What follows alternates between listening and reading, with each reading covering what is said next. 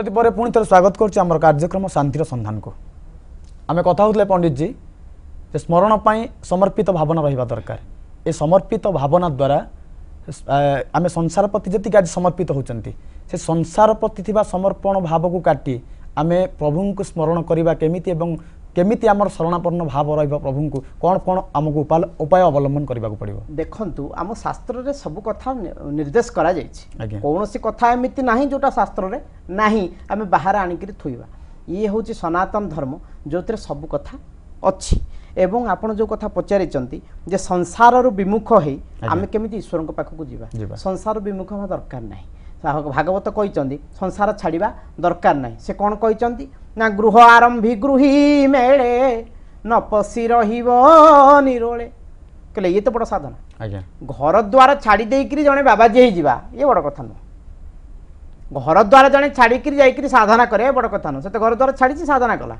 बड़ कथा किंतु संसार भितर थाई मध्य संसार समस्त जंजाल को निजे मुंडरे मुंडेई मध्य जी ईश्वर को स्मरण करि परिला से स्मरण ही प्रकृत वास्तविक स्मरण जमिति आपणक पाखरे किछि नाही आपण कहबे आज किछि खाइबा को मिललानी आज जल तुलसी रे एकादशी करदवा सेटा कोन एकादशी व्रत हो अय बाबू तुमको खाइबा मिललानी बोली कोन तुम एकादशी करिवो ता अर्थ कोन सबु मोर चारिपटे थाई मध्य मु जदि त्याग करूची सेटा त्याग अर्थात नदी के डंगा चलवा दरकार डंगा भितर पानी न पशिबा दरकार हाँ एवं से कथा खाली नुह नदी पानी रे डंगा चलियो ये नियम किंतु डंगा भितर यदि पानी चलिला ताले संसार बुड़ी जियो तेणु अतएव आमे संसार भितर रहिबा ये ठीक संसार आम भितर प्रवेश न करू जदि संसार भितर आमे अछंती ताले स्मरण हबार किछि असुविधा नाही किंतु जदि संसार आम भितर प्रवेश करी गला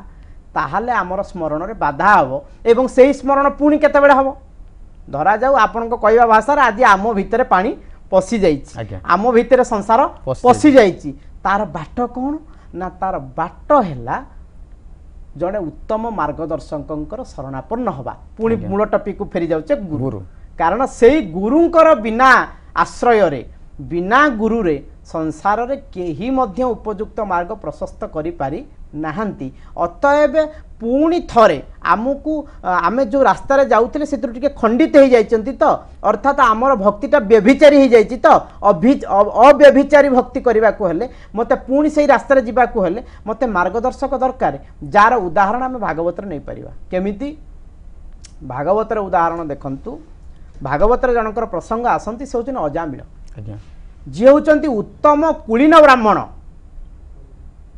केवल आखिरे देखिले जड़े गणिका सांगे जड़े शूद्र रमण करुच्ची देखो पापर गति केते सूक्ष्म आपण पुण्य को हाथ ठारी डाकिले भी से आसे ना कि पाप को आपण हजार कबाट देकि रखिले से आपण घर भीतर प्रवेश करे ताना पाप एवं खाली आखिरे देखिले पाप प्रवेश कला मन विकारग्रस्त हला एवं सेई गणिका सहित तांकर विवाह हला एवं विवाह पर तांकर मध्य संतान हैला एवं 9टा संतान हैला बेलू सी ए परिवार बोझ मुंडेबा पई हणा कटा मार धर इत्यादि सब कथा कले किंतु देखंतु भगवान बड़ दयालु भगवान बड़ कृपालु ये केमिति हुए ना पूर्व जन्मर पुण्य फल स्वरूप आसे आसिले सन्थ माने बगुलिया पिला मानकु पचारले ए जगार किए कुलीन ब्राह्मण अच्छे आम घर आज भोजन करूँ समस्ते परिहास छड़े कहले देख देख से गाँ मुंडे जो घरटी से कुलीन ब्राह्मण तांकरी घर को जातु जापारे सन्थ महात्मा माने पहुँची गले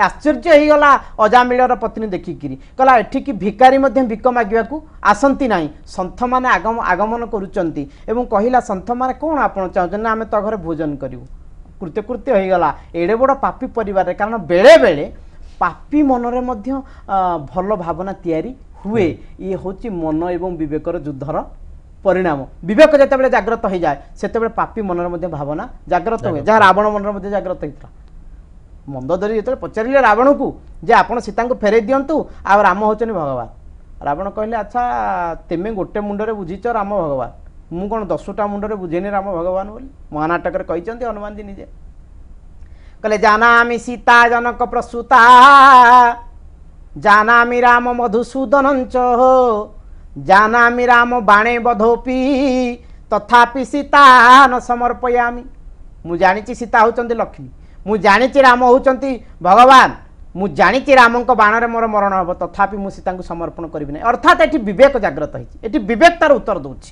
ମନ କ'ଣ କରିବ ଅଲଗା ବିଷୟ, କିନ୍ତୁ ବିବେକ କେଉଁଟା ଠିକ୍ କେଉଁଟା ଭୁଲ ସେ କହିଦେବ। ଠିକ୍ ସେମିତି ଅଜାମିଳ ଆସିଲାକୁ ଦେଖିଲେ ବାବାଜୀ ମାନେ ଭୋଜନ କରୁଛନ୍ତି। ଭୋଜନ କଲା ପରେ ବ୍ରାହ୍ମଣ ମାନେ ବାବାଜୀ ମାନେ କହିଲେ ଆମକୁ ଦକ୍ଷିଣା ଦିଅ, ଭୋଜନ ପରେ ଆମେ ଦକ୍ଷିଣା ନେଉ। ସେ କହିଲେ ଦେଖ ତମଠୁ ଏପର୍ଯ୍ୟନ୍ତ ମୁଁ କିଛି ଲୁଟପାଟ କରିନି, ଇଏ ସବୁଠାରୁ ବଡ଼ ଦକ୍ଷିଣା ତମମାନଙ୍କ ପାଇଁ। ତେଣୁ ତୁରନ୍ତ ତମକୁ ଏ ଭୁଲ ଜାଗା କିଏ ବତେଇଲା, ଆଉ ତମେ ତୁରନ୍ତ ପଳା। କହିଲେ ନାଇଁ ନାଇଁ ବିନା ଦକ୍ଷିଣାରେ ଆମେ ଯାଉନା। ତଥାପି କ'ଣ ଦକ୍ଷିଣା ତମେ ନେବ ନା, ଆମେ ଦକ୍ଷିଣା ନେବୁ ତମ ଘରେ ଗୋଟେ ପିଲା ଜନ୍ମ ହେବ, ଆମେ ଜାଣିପାରୁଛୁ ତମ ସ୍ତ୍ରୀ ଆସନ୍ନ ପ୍ରସବା, ତା ନାଁଟା ତମେ ନାରାୟଣ ରଖିବ। ଅଜାମିଳ କହିଲେ ଏଥିରେ ତ ପଇସା ମୋର ଖର୍ଚ୍ଚ ହେବାର ନାହିଁ, ସିଏ ଯଦି ବାବାଜୀ କହୁଛନ୍ତି ଖୁସି ହେବ ମୁଁ ରଖିଦେବି ଆଉ କ'ଣ। ଦେଖନ୍ତୁ ଭଗବାନଙ୍କର କୃପାଟା କେମିତି ଆସେ। ପୁଅ ନା ନାରାୟଣ ରଖିଲେ ଏବଂ ତାର ପର ପ୍ରସଙ୍ଗ ଆପଣ ଜାଣିଛନ୍ତି। ସମୟ ଅତିକ୍ରାନ୍ତ ହେଲା, ଯମଦୂତ ମାନେ ଆସିଲେ ଏବଂ ବିକଳରେ ପୁତ୍ର ନାରାୟଣଙ୍କୁ ଡାକୁଛି। ନାରାୟଣ ନାଁଟା ସ୍ମରଣ ହେଇଗଲା। ନାରାୟଣ ନାଁଟା ଯେତେବେଳେ ସ୍ମରଣ ହେଇଗଲା, ବିଷ୍ଣୁ ଦୂତମାନେ ଆସିକି ନେଇକରି ପଳେଇଲେ। ବାଡ଼ାବାଡ଼ି ହେଲା, ଯମଦୂତଙ୍କୁ ବାଡ଼େଇକିରି ତଳିଲେ। ଯମଦୂତ ଯାଇକରି ଯମକୁ ପଚାରିଲେ, କହିଲେ ଆଜ୍ଞା ଏମିତି କିନ୍ତୁ ଗୋଟେ ଅଲଗା କଥା ହେଲା, ଜୀବନ ସାରା ପାପ କରିଛି ସେ ଲୋକଟା, ଆଉ ଆମେ ନେଲା ବେଳକୁ ଇଏ କ'ଣ ବାଡ଼େଇକିରି ତାକୁ ଧରିଗଲେ। କହିଲେ ହଁ ପାପ କରିଥିଲା, ଜୀବନ ଯାକ ତମେ ଯିବା ପର୍ଯ୍ୟନ୍ତ ସେ ପାପ କରିଥିଲା, କିନ୍ତୁ ତା ତୁଣ୍ଡରେ ଯେତେବେଳେ ସ୍ମରଣ ଆସିଗଲା ନା, ସେଇ ସ୍ମରଣକୁ ଫେରୁଛେ ଆମେ। ଯେଉଁ ନାରାୟଣ ନାମ ସ୍ମରଣଟା କରିଦେଲା, ସେଠି ପୁରା ସବୁ ପାପ ପଳେଇଲା। କାରଣ ବ୍ରହ୍ମ ସଂହିତାରେ କୁହାଯାଇଛି, କହିଲେ ମଧୁର ମଧୁର ମେ ତତ୍ ମଙ୍ଗଳଂ ମଙ୍ଗଳାନା सकल निगम वल्ली सत्फलं स्वरूपम सकृदपि परिगीतं हेळया श्रद्धया वा भृगुवर नरमात्रम तारयेत हरिनाम। हेळारे हो बा श्रद्धारे हो, जदि मो ना किए स्मरण करे ताहले मु ताकू उद्धार करिबि, ये होची मो नियम। तेणु हे जमदूत माने तमे जो पर्यंत जाइथिरे से पापी थिला, भगवत नाम स्मरण करिवारु से नारायण लोक गमन कला। अर्थात ये होची स्मरणर प्रभाव। जदि थरे नारायण से स्मरण करदेला जे ताकू भगवानकर एते कृपा हैला, जदि जीवन व्यापी आमर स्मरण हेतिबो ताले भगवानकर कृपा केते बहुगुणित न हबो। ये होची स्मरणर प्रभाव।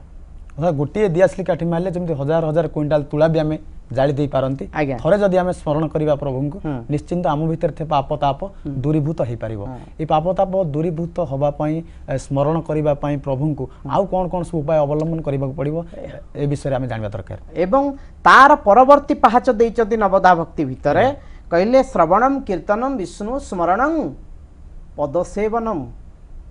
कहले स्मरण परे पदसेवनम अर्थात भगवान सेवा करवा। बड़ सुंदर भाव भागवत कह जाइछन्ति राजा अम्बरीश प्रसंग। सेवाटा केमिति हवा उचित, भक्तिटा कोठो उत्पन्न, भक्तिटा भज धातुरे तीन प्रत्यय हेले संस्कृत साहित्य कहते से भक्ति हम। एवं भक्तिटा सेवारु निष्पन्न। जो कथा भागवत कह जाइछि सेवाकार पुण्य पुण्य फले किबा असाध्य मही तले। सेवा सेवा को उल्टेले कौन हम बासे बासे। जी सेवा करिवो से बासिबो। एवं सेवारु भक्तिर जात। एवं सही कथा कहले कहले स्मरणे पदसेवने भगवानकर सेवा करिवा। भगवानकर सेवा केमती करिवा? नवदा भक्ति भितर पदसेवन कथा रही। ए पदसेवन कले सेवा कले कौन लाभ मिल पारिबो आउ आम जीवन केमिति उन्नति हो पार ए विषय में आम आगामी अध्याय कथा जारी रखा। तेरे दर्शक बंधु आज तो समय हो जाए, पुणी थे आपण मान सहित देखा आगामी अध्याय। से पर्यंत मत विदाय दिंतु। जय जगन्नाथ। जय।